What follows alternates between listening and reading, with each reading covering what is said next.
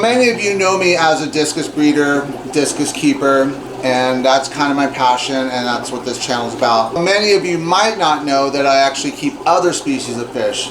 If you're going to breed discus, you got to have other projects going, because the discus are hit and miss, right? They have their moments where they're taking off and they're really breeding well, and other times where they're not doing so well. So today we're going to go through my room and look at my other fish I keep and how to feed those fish. Today's video, we're going to answer the question, what type of food should I feed to certain species of fish?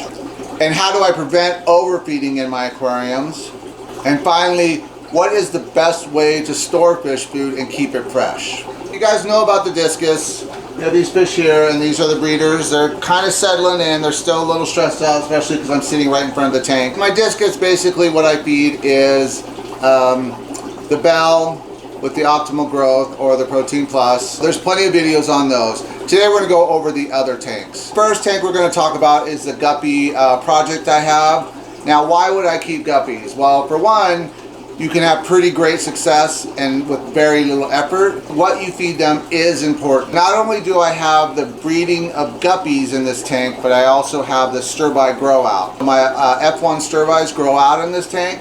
Now, you're going to notice in this tank it's not pristine like the rest of my tanks. I let the mulm go. I don't ever suck up the mulm. The reason why I find is the plecos and the stir-bys, they do great in that mulm. I'm not a huge fan of the big guppy tail. So what I'm trying to do is create this strain here where it's a solid blue body and a smaller tail. I'm about 7 generations in now, but also my son enjoys it too, and basically all the money I make from this tank I give to my son for a project. He just bought a new BMX bike. He's pretty stoked on it.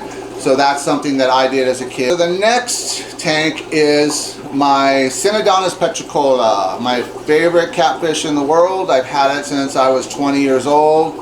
I've always had that fish, something that I really enjoy. Another fish in this tank is my project for breeding angelfish. One thing about the angelfish is it can take over a room real fast, so you have to be careful. Now these 4 here are about 6 generations in, and what I've done is I've really tried to get rid of the bars. What I've noticed with a lot of people is the bars are very specific, and only a certain type of person wants that bars. But most average aquarists want a solid body pattern. They don't really want the stripes. Now I love the stripes. And so these are actually originated from the Monocapour red shoulder. But really my project is to get these golds and albinos crossing and get a new type of angelfish. It's just something that's pretty easy to do like the guppy. You can really breed these angels fast, but like I said, be careful because they will take over a room real fast. Okay, so the next tank is my pleco breeding project. Basically, I've taken every strain of pleco that I can find as far as the bristle nose, the super reds, the albino, the calico, the longfin, the green dragon. So this is a project, and the small fish swimming around are the dwarf neon, another great fish to breed for profit. Very easy to sell, grow quickly, right? So that's something you can really turn over pretty fast as far as getting them, and most fish stores will buy them because they color up and they look great in their tank, so they'll pay money for those. So this tank gets the Chlorella green. It also gets flake food. It gets the fry food, which is something that I don't think most people realize that I have. If you look at the ingredients in my fry food, it's pretty amazing. And I've worked on that for about a year to make sure it was high quality. Not only is it high quality, but it grows fish fast. When you're trying to grow rainbow fish, it takes time. Really, it's about giving them quality so they can grow quick. The next tank is one of my favorites, the L134 leopard frog pleco. I have 9 of them in here, and I actually seen fry in there the other day. Not many. So one thing with the fry is you need to pull them when you see it, but I just didn't get to it. So I seen 1 baby in there, which is great. What you also see in this tank is a Lake Antesia bozemanii. They are Gary Lang fish. And this tank gets a variety, right? So this tank can get the Daily Delight, it can get the Chlorella green, it gets mysis shrimp, it gets flake food. This tank also gets the fry food because of the babies that you usually don't get to see for a while. So I want to make sure if they're spawned and I haven't seen the spawn, that they're getting food. This tank also gets food at night. It's important to feed your plecos at night. Usually I come in about 11 o'clock, lights out, and I'll put some food in there. Okay, so this next tank's a fun tank. These are my wild stir-by, and it has the adult neon breeders, dwarf neons, but also it has some small discus. Now, the discus are not going to ever get to good size, right? These were the runts. They're not stunted, they're runts, and there's a difference. Their eye size is good. They're just never going to be more than probably 3 or 4 inch discus.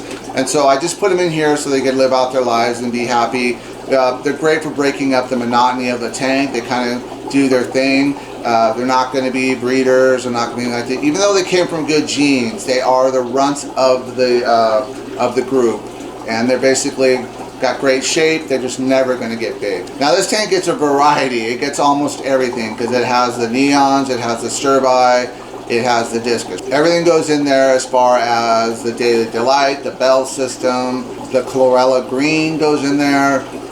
All the pellets go in there. I have the micro pellet goes in there. The fried food goes in. Everything I have on the website goes in this tank. Not only because of the stir-by, because they can pretty much eat everything and everything is great for them, but just the variety. I like the wide variety. Okay, so you Monicapora F2s. This is the pair I've kept. They've bred a couple times. Now I'm not actively trying to breed these fish anymore because they've done their job and gotten me the what I've wanted out of them out of many, many generations. But also you'll see a male bozeman in here. That's a CYA fish, just so I have an extra one. And then also a lot of extra plecos. The big pleco in here is basically the first pleco I bought to start my room as far as cycling. One thing with my tanks is I've never spent over $1 a gallon. So all my tanks are used, and if they need to be resealed, I reseal them. It's really simple. But I've never spent more than $1 a gallon for these tanks. So all these tanks probably cost me under $1,000. All right, and then you'll see empty tanks. Empty tanks just mean that these tanks are still holding bacteria, not thriving bacteria. But if you see a tank empty, that just means there's not a lid on it. So I just don't have a lid built for it yet. And I don't want open water in my room because it takes up humidity and it can do damage to the room. So if a tank doesn't have a lid, it gets drained and just waits, okay? That's important because you don't want evaporation going on in your room if you can avoid it.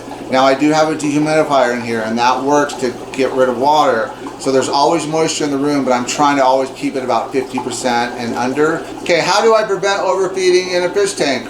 In my aquariums, right? What's the best way? You know what, you gotta just know the amount of fish in that tank and then just make sure you're not putting too much food. The bell system works great, so they can't devour the food. It takes time for them and they have to work at it. So that's kind of why I designed the bell system. Since I've had this bell system, I've never bloated a discus. And if you've ever bloated a discus, it's hard to deal with, right? Because they're usually doing a headstand or they're at the top, and I've even had them laying at the top flat. So since this system, they get very well fed, high quality foods, but bloating is not an issue anymore. So if I was going to recommend to someone that wanted to make sure or was having problems with bloating in their tank, I would highly, highly, highly recommend the bell system. It gets your fish fed over time, but they can't gorge food, right? And that was the point of the bell, was to make sure that there was never any bloating going on in my discus tank, because when you lose an expensive discus from bloat, it's brutal, right? It's something that really hurts. So that would be my suggestion. Look at your tank and feed minimal amounts over a day if you can. Automatic feeders are great, but you got to really stay on top of those because they can dump food into your tank and that can cause bloat too. So bloating is something that you just got to get a feel for. I love to say that I have all the answers, but if you're not sure, the bell system is the way I would go. All right, so the final question, what is the best way to store fish food and keep it fresh? Cut down your portions. If you want to buy in quantity, cut it down. Do not leave it in the big jar and keep dipping your wet hands into the jar, because by the time you get to the bottom of that jar, depending on time, it's going to be mildew and moldy and stuff like that, and it's not going to be great for your fish. So portion out what you need. I like to do no more than a month. If I can If I can use food up within a month in my fish room, I'm pretty happy with that. So that's why I've kind of designed my foods in smaller containers, right? High quality in smaller containers, because there's almost no chance, unless you left it somewhere in a moisture-rich area with a lot of heat, that that food's ever gonna go bad. You're gonna go through it, and it's gonna be quality food all the time. So that's why I designed my foods in smaller portions. I know in my fish room that I would only buy smaller portions. That's how you keep the food fresh. Now people think, oh, it's just fish food. Well, it goes bad, and a lot of the fish food is so crappy. It has so many preservatives and fillers in it that really you're not feeding fish food anymore. You're feeding crap to your fish. I would rather have small amounts of quality food, and over time you will notice the difference. I know from years of experience and being frustrated and being like, this food is garbage, I can't pronounce these ingredients, what the hell are they? I gotta look online and find out what they are. Why I design my stuff, and everything in my room gets only my foods, because I know what's in it, I know it's quality, and I know that I can feed my fish and I don't have to worry about it. Alright, so if you like this video about fish foods, I do have a Discus fish food video. You can check it out here. It's Superfood Secrets. Check it out.